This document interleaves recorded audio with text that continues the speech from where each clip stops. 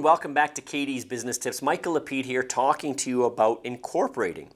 And in this video, we're going to talk about organizing your corporation after you incorporate. This is the first part of the series. And one of your first steps you have to do right after incorporating your business is to complete the internal organization of your corporation. So you're looking at who the shareholders are, who the directors are, and who the officers are. So the director is the person who's going to call the shots, and they're voted in by the shareholders. The shareholders are the owners, the stockholders, the shareholders. Just like if you own a share in Apple, a stock in Apple, you're the shareholder. You're not liable. You're not running the company. You just own a share. Then you have the director, the board of directors, or the director that runs the company, that's liable for the decisions and is voted in by the shareholder, like I said. And that is very key in your organization. When you're incorporating, you've got to make sure you organize this stuff and who's going to be who. Because only one person typically in a family would take liability, but if you got partners, you may want both people to be directors and take liability. You might share the liability. So you've got to consider these things.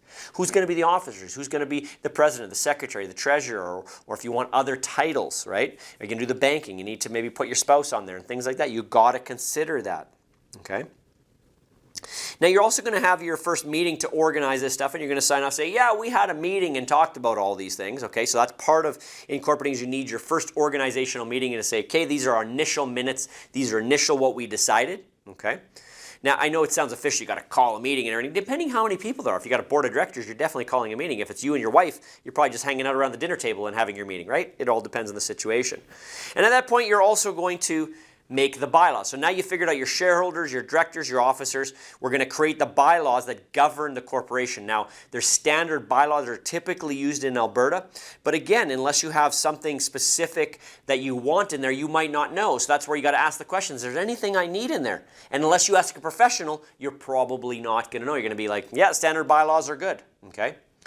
Now, the other thing we want to look at is making sure that you have the articles of incorporation.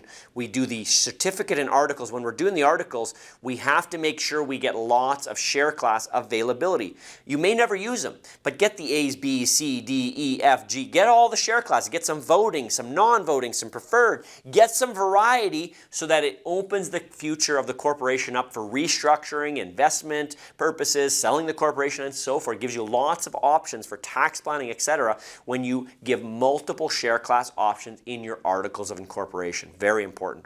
We'll go a little further and talk about issuing shares and so forth in the next video. If you have any questions, please comment below. We'll look forward to hearing from you. See you in the next video.